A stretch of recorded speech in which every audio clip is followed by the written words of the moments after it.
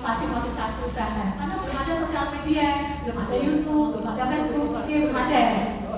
Jadi saat itu saya diwawancarai sama wartawannya majalah kewirausahaan. Saya masuk di majalahnya situ. Di saat diwawancarai, karena yang wawancara biasanya itu timnya itu wawancara masih muda-muda. Tapi nggak tahu yang wawancara itu yang pemilik majalahnya. Katanya gini, nggak tahu timnya saya itu kok hari ini buka semua. Saya yang datang ke pameran ini. Saya tertarik dengan tanya mbahnya. Saya ingin cerita. Sudah tua, orangnya sudah bapak-bapak. Dulu saya masih usia 30 tahun, masih muda. Saya bilang, Bapak jangan ke saya. Kenapa? Saya hanya terlihat sukses. Saya nggak sukses. Saya hanya pura-pura sukses. Utang saya banyak. Besok bulan depan ini loh mau dilelang. Saya bilang gitu. Lelang itu bukan rumah saya. Kalau rumah saya nggak apa-apa, saya ikhlaskan. Itu rumah orang tua, mertua, teman dan sama saudara. Didengarkan aja. Sudah Pak, jangan apa meliput saya. Saya nggak bangga dengan usaha saya. Tapi saya di depan orang saya pura-pura bangga. Saya pura-pura hebat, usaha saya besar gitu. Akhirnya 1 minggu setelah itu saya dikirimi majalahnya. Ternyata saya dimasukkan majalah, tapi tidak disebutkan nama saya. Di email disebutkan, dulu masih WA, BBM masih jarang ya. Di email disebutkan, Bu, saya kirimi majalahnya. Ibu, saya jadikan berita, tapi tidak saya kasih nama. Namanya saya samarkan dan usahanya juga saya samarkan dan judulnya Latansa. Saya dikirimi kalau saya masuk berita, biasanya saya itu sok hebat buaya. Yang saya keluar, saya masuk di tabloid kewirausahaan. Saya masuk di RCTI dulu kan masih banyak TV ya, belum ada YouTube gitu ya. Itu masuk TV dan udah 1 tahun tak bilang gitu, saya bisa masuk TV kan, dengar ya, bisa di berita jam 7. Satu kampung bisa masuk di RCTI kayak gitu. Tapi di sini nggak tahu mungkin karakter orangnya. Saya nangis di situ diberitakan bahwa dia pura-pura sukses saja, padahal dia banyak hutang. Usahanya antara mau dan tidak, tapi dia sudah terlanjur mungkin gengsi ya saya. Gengsi harus dilanjutkan bagaimana? Saya terima yang itu yang saya nggak mau baca, Kemudian saya balik beberapa kali, di situ ada namanya Bapak Happy Trenggono, pengusaha kelapa sawit. Dia jatuh di 63 miliar dalam 3 tahun. Dia bangkit lagi di omset 3 triliun. Nah, ini guru saya yang saya cari. Ini pelakunya yang pernah jatuh. Saya cari di sosial media. Jangan berada, hanya di Google. Saya cari di Google, akhirnya saya ketemu di kantornya. Saya telepon, asistennya bilang, Pak Happy lagi di Swiss. Ada perlu apa ya? Saya cerita. Lalu 1 jam saya di telepon lagi. Bu Hidayat sama suami diundang Pak Happy minggu depan di Jakarta. Diundang, saya diundang Pak Happy. Tadi kasih alamatnya, saya naik kereta yang paling murah. Karena nggak ada uang 100.000 itu sulit. Padahal di saat itu saya sebelum tahun 2011 itu omset saya 1 bulannya itu ratusan juta. Karena saya sampai 1,5 miliar itu yang punya nggak usah tunjuk tangan ya. Yang banknya 1,5 miliar itu paling nggak 1 bulannya hampir 25 juta sampai 30 juta sampai 50 juta ya. Itu sangat mampu. Yang merasa seperti itu. Dari situ saya cerita, didengarkan sama Pak Happy. Ternyata di sana bukan saya saja, banyak pengusaha banyak di situ. Sama Pak Happy didengarkan keluhannya satu-satu. Ternyata saya itu di sana kecil sendiri hanya 1,5 miliar. Ada pengusaha dari Batam 80 M dari sini. Kemudian saya jajan sama dari Semarang ibu-ibu. Mbak usahanya apa? Konveksi Bu. Ibu usahanya apa? Angkutan Mbak. Oh, lah kok itu angkutan saja kok sampai triliunan utangnya. Iya, angkutan saya jurusan Malaysia, Singapura. Angkutannya beda. Biasanya kan angkutan tapi kan kecamatan sini, kecamatan sini gitu. Jadi saya merasa sendiri. Kemudian saya waktu itu tanya, apa yang saya pelajari? Cuma satu. Setelah mendengarkan cerita saya, pertama yang dia katakan, Mbak Dea harus bersyukur. Kok bersyukur Pak? Saya setiap hari dikejar debt collector. Saya sama suami nangis itu. Bersyukur masih bisa kesini dengan sehat walafiat, masih cantik, masih ganteng. Oh iya. Ternyata rezeki bukan hanya uang. Saya baru sadar rezeki adanya kesehatan juga. Saya dikasih lawatan. Rezeki itu bukan hanya uang saja gitu. Kemudian satu yang saya dapatkan apa dari leader sini? Pak Happy hanya bilang, sehebat apapun Mbak Hidayah untuk minggu depan berangkat ke pusat pelelangan, karena saya dengan membawa 10 pengacara biar rumahnya nggak dilelang. Tapi kalau Allah nggak ridho, sehebat apapun pengacaranya, terlelang juga rumahnya. Juga ya. Tapi sehebat apapun pihak bank melelang, mempromosikan rumah-rumahnya Mbak Hidayah itu, mencari konsumen-konsumen untuk membeli rumahnya itu, sehebat apapun pihak bank, tapi kalau Allah nggak ridho sama pihak bank, rumah Mbak Hidayah akan terselamatkan. Jadi satu tahu apa yang dicari? Ridhonya Allah. Yang bisa menyelamatkan saya bukan pengacara, semua pengacara, tapi ridhonya Allah yang saya kejar. Pak, tapi masih 1 minggu ke depan. Bagaimana? Pulang dari sini, kejar ridhonya Allah. Ridhonya Allah apa? Ridhonya Allah itu banyak. Apa yang bisa Mbak Hidayah dan Mas Dewi lakukan? Disitulah saya membuat rumah tafis, rumah menghafal Al-Quran. Kenapa saya akan namanya Al-Qomani, Bapak saya Al-Qomani? Karena di saat saya pulang, kemudian saya minta doa restu, karena ridhonya Allah adalah ridhonya orang tua. Ibu saya sudah kabundut, ada bapak saya bilang, saya doa restu, saya minta doanya. Yang bisa menyelamatkan saya hanya doanya Bapak. Hanya doanya Bapak adalah ridhonya Allah. Saya bilang gitu. Sehebat apapun saya, kalau Allah nggak ridho, habis semua. Saya dibang teruskan. Bapak saya bilang apa? Lihat, bertahun-tahun Bapak berwirausaha. Bapak saya usahanya bahan bangunan, usaha. Nah, saya nggak pernah masuk ke bank, ke kantor bank. Kenapa kamu kok mengeliling modalnya dari bank? Kenapa enggak belajar dari Bapak? Bapak masuk di bank itu hanya karena daftar haji saja. Di situ saya merasa goblok gitu. Ada guru yang bagus bisnis, kenapa saya sok hebat? Saya mencari guru-guru yang lain. Gitu. Bapak saya cuma itu saja. Kenapa? Gitu. Saya doakan. Tapi bapak saya nggak pernah marah. Nggak pernah marah. Yang kalau memang dikabulkan ya nggak apa-apa. Ya saya ridhoi, saya doakan seperti itu. Kemudian dibuat kewajiban. Kedua juga nggak marah. Kemudian karena kita mengakui kita yang salah, kita tanggung jawab. Di situ 1 minggu saya berangkat di Jakarta pelelangan apa? Semua konsumen yang didatangkan sama pihak bank yang awalnya sudah tulis ini yang mau membeli nggak bisa datang semuanya. Yang datang adalah pengacaranya mereka. Karena apa?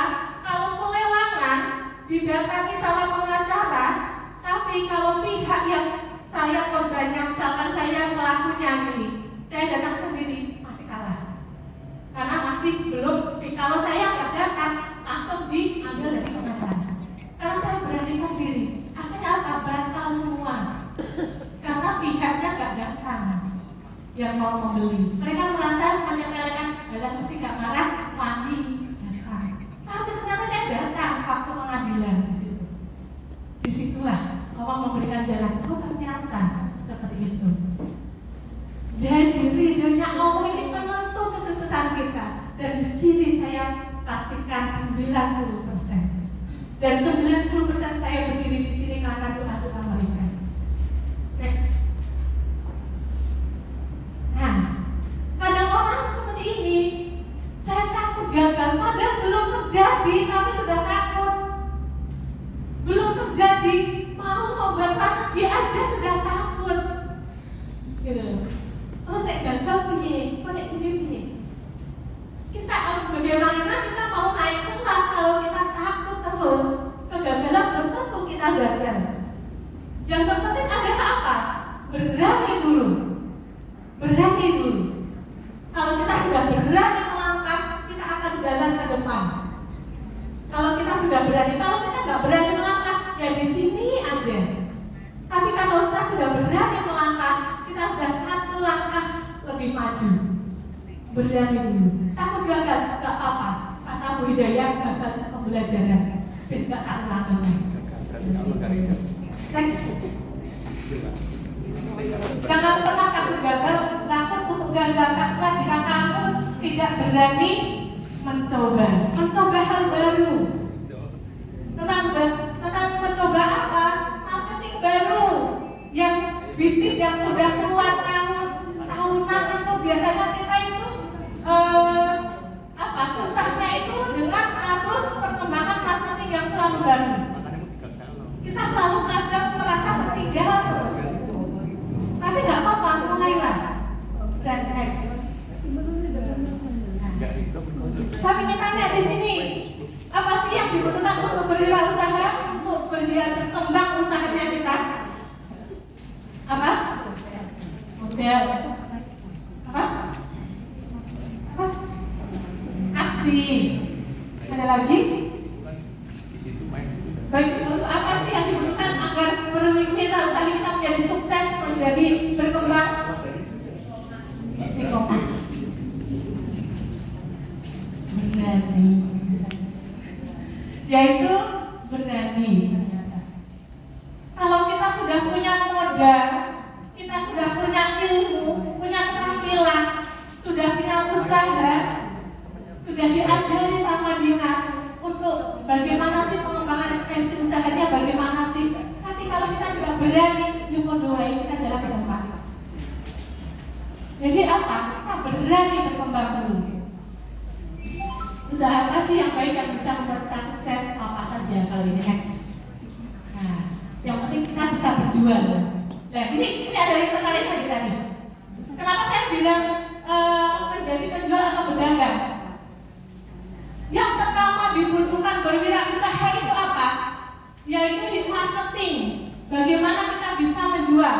Itu yang harus terus dipelajari. Dengan itu bukan hanya bisa membuat produk. UKM kita itu, UKM saya dulu juga itu agar kita salah langkah, kita selalu produk saya itu bisa membuat yang enak, saya bisa membuat yang bagus, saya bisa gini. Tapi dia lupa cara bagaimana memasarkan. Sehingga pada akhirnya produkku kok gak payu yo, dinas kok gak bisa membimbing kita, gak payu piye. Ternyata apa? Kita sendiri. Yang terpenting usaha itu apa? Bisa berjualan, bisa ngedolno produk kita. Bukan berputar pada kualitas saja. Kualitas penting, tapi yang terpenting bagaimana kita bisa menjual. Nanti saya akan belajar bagaimana marketing itu ada sekarang itu 4C. Kalau dulu 4P. Apa aja yang dipelajari nanti. Nah ini, kalau kita sudah bisa berjualan, kita itu nggak punya produk, iso dodolan aku, dodolan produknya koncone sebagai marketing. Beda kalau kita punya produk, tapi kita nggak bisa jualan. Kok bangkrut, akhirnya aku gak iso, itu gak passionku. Akhirnya alasannya seperti itu. Kenapa saya kok gak bisa, kok gak laku ya produk saya? Nah, karena ini yang terpenting adalah yang dipelajari adalah bagaimana kita bisa menjual. Kanggo anggota bawah. Sampai sini ada yang ditanyakan? Oh, sudah ditampung 3 pertanyaan. Oh, ya. Mungkin saya sebelum nanti pada mulai ini saya sampaikan sampai sebelum ini saya lanjutkan sebentar. Karakteristik entrepreneur yang paling penting pertama adalah keberanian, bukan kepintaran. Keberanian, berani membuat strategi, berani untuk memulai hal yang baru, marketing yang baru, berani dan berani. Kepintaran, itu bisa dibolehi. Ini satu marketing dengan apa kemarin yang dibicarakan Facebook, TikTok apa ini. Yang penting kan penjualan kita laris, kita bisa mencari tim digital marketing sama sehingga seperti ini. Saya ngurusin Kang Ilham, nah Mas Ilham dan tim yang membuat materi ini. Ya. Kalau saya sudah malas mikir lain nih. Yang penting kontennya yang saya pelajari seperti ini, yang edit itu. Karena itu anak zaman now itu canggih-canggih. Kalau kita tidak terus berinovasi, kreatif, kita akan tergerus dengan anak muda yang super kreatif saat ini. Kita jangan sampai kalah. Makanya saya di sini kalau di Zahidah kebanyakan 75% adalah tim Zahidah anak-anak muda. Biar apa? Zahidah nggak ketinggalan zaman. Apa? Karena pemikiran mereka kreatif, inovatifnya luar biasa dan mengikuti perkembangan zaman. Aku ya wis kasih. Cuma saya berani untuk membuat kalau yang langsung jadi ya. saya tantang kita. Bulan depan mau strateginya apa? Ya, ini bu. Ya, saya jelaskan. Terus akan dari saya itu kayak gitu. Kemudian tim produksi. Produksi kok ini wae? Ayo bulan depan apa produksinya? Kita langsung mikir sudah mereka. Bu, buat ini loh bu, kelihatannya menarik. Yo wes, bulan depan buat kayak gini. Aku wes gak mikir kan, tapi sudah mikir bagaimana strategi. Next. Orang yang sekarang ahli di bidangnya dulu adalah pemula seperti Anda, seperti saya juga. Lalu kenapa sekarang harus takut mencoba hal yang baru? Nah, kemudian kemarin saya juga pelatihan di suatu desa di luar Jawa. Dia juga sudah berumur. Dia bilang, beda ya. Dan saya itu ingin bagaimana dinas bisa membantu kita untuk pemasaran. Karena saya sudah tua, nggak mungkin saya pemasaran dengan mengikuti digital marketing. Saya juga tanya Bapak, sampai kapan Bapak mengandalkan marketing dari dinas? Kita harus bisa berdiri sendiri. Kalau kita sudah menunjukkan usaha kita, baru dinas akan membantu lebih baik. Kita nggak mungkin dari awal sampai akhir membantu terus marketing ke kita. Seperti itu. Jadi apa? Diri kita. Tapi aku sepuh mbak. Ternyata HP itu loh, BS kaget loh. Bapak omsetnya masih tinggi. Bagaimana kalau marketing anak-anak muda? Itu ya mbak ya. Iya, kalau nggak gitu saya juga nggak bisa jualan mbak. Tapi saya nggak berani, ya kalau nanti omset saya tinggi bisa menggaji mereka. Yowes anaknya kita bergerak usaha itu harus belajar dan belajar terus. Nggak bisa kita harus berdiam diri enggak. Setiap hari kita belajar bagaimana. Kalau kita nggak harus kita delegasikan. Next lagi. Oh ini ada, kita ada benar. Next ada, jangan sekedar bertanya, mencari dukungan keluarga yang positif. Nah ini yang penting, positif circle. Positif circle itu penting. Sekarang itu lagi menjamurnya asosiasi-asosiasi, komunitas-komunitas yang ada di daerah-daerah. Dan mereka berlomba-lomba bagaimana saya dengan dia itu lebih hebat saya. Benar nggak? Banyak sekali seperti itu. Karena saya selalu menemui seperti itu. Carilah circle yang positif yang bisa membawa kita untuk berkembang. Saya di komunitas, saya ketua asosiasi yang dikenal Jawa Timur yang Bojonegoro. Saya ketua ini. Tapi saya mempunyai circle yang benar-benar saya ikuti dari awal sampai fokus di circle-nya itu. Circle-nya itu apa? Itu kita harus kumpul usaha dan itu harus di atas saya. Mereka harus di atas saya, sehingga saya akan bisa belajar dengan dia. Dia belajar. Kalau kita komunitas kita juga berkomunitas, kalau banyak yang kita membuat banyak yang di bawah. Kita kadang merasa sok pintar atau gimana masih lah itu.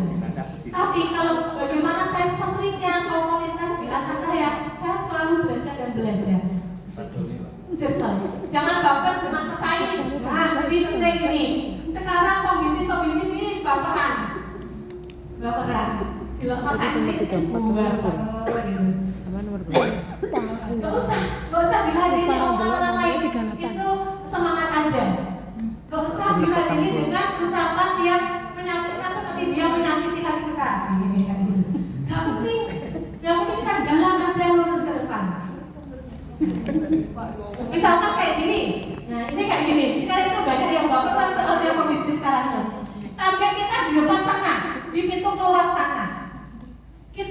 Kita harus keluar, saya harus maju ke depan biar saya bisa keluar di kelas ini. Di saat saya keluar, sebelah kanan kita, teman kita, tetangga kita, mono wae mosok yo iso. Kalau kita kompetisi ngomongan ini, saya nggak bisa jadi jalan ke depan. Saya akan belok, ngomel-ngomel di sini sakit hati, berdiam diri berbulan-bulan nggak jadi jalan. Benar nggak? Kalau terus jalan lagi, wes lah gitu. Dan lagi, terus ada keluarga, ada lagi ngomongin, ngomongin dari teman ini, kalau kita berhenti lagi meladeni, kapan kita sampainya? Jadi apa yang kita telah kerjakan, teruslah melangkah. Kalau ada omongan, terima kasih, senyumin aja. Itu adalah sudah didatangkan sama Allah untuk menguji mental kita. Biar kita tetap sehingga sampai saya ke depan itu, mental saya sudah kuat. Kalau di sini saja mental kita sudah down, kita akan kembali ke sini, udah berbulan-bulan sakit hati nggak jadi kerja. Sudah di sini nggak jadi lagi, mundur lagi. Ini biar apa? Biar mental kita kuat sampai di pintu saya sudah kuat. Suaranya saya panggil pojok bantai. Kemudian, suaranya mempunyai diferensiasi produk. Apa itu? Kenapa? Produk kita itu sulit sekali terkenal. Parkiran bawah pojok sana. Kalau dengan ini yang saya pelajari juga, membuat produk. Kalau yang sudah lanjut, kalau bisa jadikan produk yang pertama, painting, lukis. Di Bojonegoro itu pertama. Jadi saya gelontorkan Zahida painting, sehingga masuk di Bojonegoro. Painting itu di mana? Di Zahida. Meskipun ada usaha lain. Seperti air mineral, kalau beli di warung, Pak ada aqua, bener nggak? Meskipun dikasih total, ya nggak apa-apa.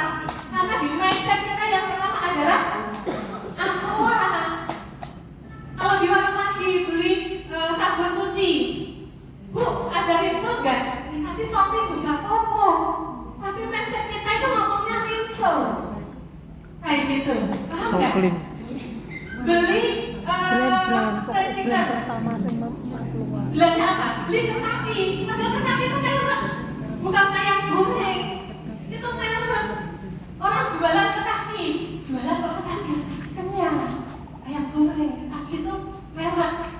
Dan itu ada sebuah kota yang ada di Amerika Serikat. Tapi orang kita bilangnya kenaki makanan itu pertama kali kenaki. Fried chicken. Kalau di sini, jadikan kita yang pertama. Wes kadung, Mbak. Bantai sak Indonesia. Tuban ini wes yang pertama sok polis gak ngerti. Kalau nggak bisa jadi yang pertama, biar diingat, jadikan pembeda. Pembeda yang bagaimana? Dulu, kalau ke warung, Bu beli odol. Nggak beli odol, Bu beli Pepsodent. Karena Pepsodent yang pertama, tapi ada yang pembeda. Namanya apa? Close up. Dia pasta gigi untuk remaja. Jadi kan pembeda, kode-kode pasta giginya. Tapi apa? Karakternya itu berbeda. Ini untuk remaja. Biar aku remaja, mau beli buku di Pepsodent. Aku boleh close up, karena close up itu untuk remaja. Kayak gitu. Pepsodent aku wong tua emang. Jadi kan pembeda. Batik apa yang beda? Batiknya jadi juga produksi batik. Batiknya apa? Beda. Kita bukan bukan hanya wanita, usaha bukan wanita Pak, kita yang mengerjakan orang-orang lapas dan orang-orang yang lulusan dari penjara atau lapas yang kerjakan, tapi desainnya dari CND. Jadi yang saya jual desainnya apa? Storytelling. Jadi kita harus memahami produk kita. Yang kita jual apa? Kalau desainnya, saya menjualnya di storytellingnya. Batik saya beda, karena yang kerjakan adalah orang-orang yang ada di lapas. Mereka saya ajari sampai bisa. Dan kalau lulus, mereka saya kerjakan di rumah, saya ajari, saya biayai mengerjakan baju batik yang untuk jadi. Painting tadi storytellingnya apa? Melukis. Nah, lukisan Bali akeh kayak lukis. Tapi di sini dikerjakan dengan disabilitas. Bukan hanya disabilitas, tapi pemuda-pemuda Bojonegoro. Ini yang saya pakai. Dan saya selalu memakai karya-karya mereka. Yang jahit di sini kakinya nggak berfungsi, tapi lihat saja. Ini yang saya pakai. Tapi dia ini premium dan harga. Saya mengeluarkan harga premium ke atas. Meskipun ini buatannya orang-orang disabilitas, karena sudah saya latih bagaimana dia menjadi yang terbaik. Jahitannya bagus kan? Bagus jahitannya. Tapi saya jualnya 500 ke atas sampai 1 Karena apa? Di sini ada storytellingnya. Yang pelukis itu nggak punya tangan, tapi dia bisa lukis. Nggak bisa lukis, stoknya jadi, tapi dia lukisan ini. Kita ajari. Kalau di Zahinda itu mencari pekerja, itu bukan bagaimana dia punya skill, tapi bagaimana kamu mau bekerja. Meskipun kamu tunarungu, tunawita nggak punya skill, saya ajari sampai bisa. Tapi kalau dia sudah mau bekerja, dia mau belajar. Berbeda dengan yang punya skill, kadang dia suka gurui, suka mereka gitu. Tapi di Zahinda enggak. Yang penting mau bekerja, saya ajari. Skill nomor 2. Ilmu nomor 2, yang penting karakter itu mau bekerja di situ. Mungkin kalau nanti bisa lihat, monggo bisa mampir. Jadi di galeri belakangnya workshopnya setiap hari Senin sampai Jumat mereka bekerja, dan ada kantor-kantor, jadi ada lembaga-lembaga kerja kita, ada lainnya. Sampai packagingnya kita buat sendiri. Packagingnya kita membuat sendiri packaging tas, paper bagnya. Dan yang ketiga, yang terakhir adalah percaya diri. Percaya diri dengan produk kita. Kita aja nggak percaya produk kita, apalagi konsumen mau beli. Saya selalu memakai produk-produk Zahinda meskipun ini buatannya mereka. Mereka disabilitas, mereka yang selalu saya pakai. Saya pakai aja mereka sudah senang, apalagi aku. Saya akan selalu pakai tas-tas juga buatan mereka. Ini yang jangan menangku, menangkan. Udah lukisnya juga. Nah, ini marketing. Yang paling sering harus kita belajar dari marketing. Kalau dulu saya nggak bisa, karena ini pembisnis yang sudah jalan ya, apalagi udah beberapa tahun. Marketing kita itu dulu kayak gini. Betul. Tapi sekarang marketing kita itu ini adalah 4P. Produk, bagaimana kita membuat produk, kemudian tes tempat, kemudian promosi, bagaimana kita beriklan, kemudian price, harga. Dulu marketing kita saat ini sudah berubah di 4C. Terus gak usah ngomongin masalah kualitas produk, fokus karena kita sudah naik kelas, berkembang. Terus gak mikir masalah harga. Yang dipikir adalah 4C. Apa 4C? Customer, konsumen, pelanggan kita. Bagaimana kita bisa mencari pelanggan? Kalau dulu konsumen adalah Raja. Sekarang enggak. Konsumen adalah bestie. Bestie saya ini. Konsumen adalah bestie, bukan raja.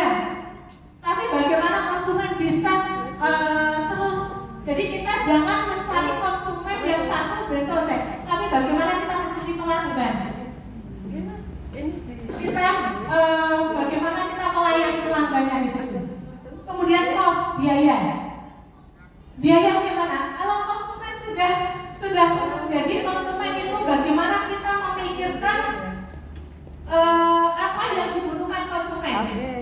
Kalau dulu marketing kita, bagaimana kita menciptakan produk.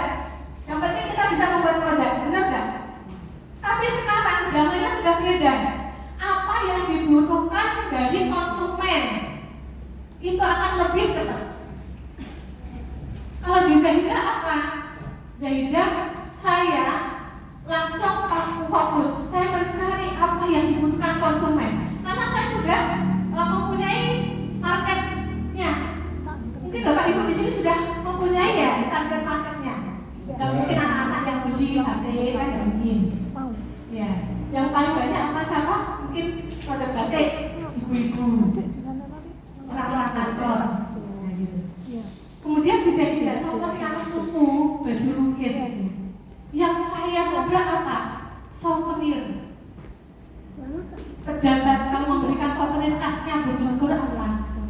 Selain batik, saya gembolkan brandingnya, painting. Oh berarti konsumen saya apa yang dibutuhkan apa? Di situ saya layani, di situ saya layani. Tas untuk pelatihan painting, apa untuk painting.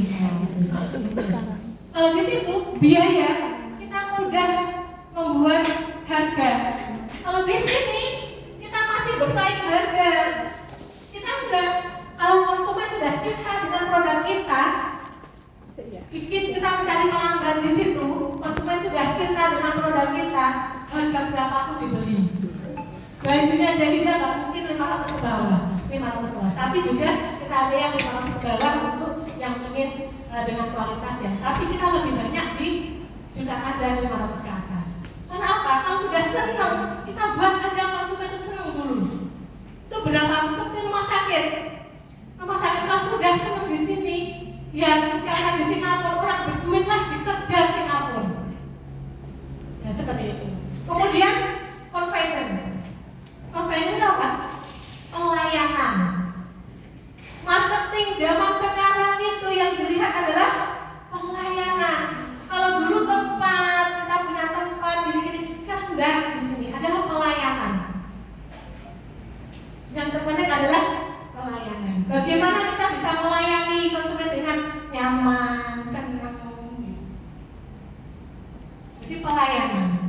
Jadi misalkan nanti nggak saya yang melayani tim kita, juga yang menyenangkan. Kemudian komunikasi. Nah ini owner atau kita kenapa harus belajar public speaking? Ternyata penting dalam dodolan yang belajar public speaking. Ini untuk menarik. Kadang orang itu sekarang senang itu mencari produk yang storytelling. Itu yang jadi dilakukan sekarang, storytelling.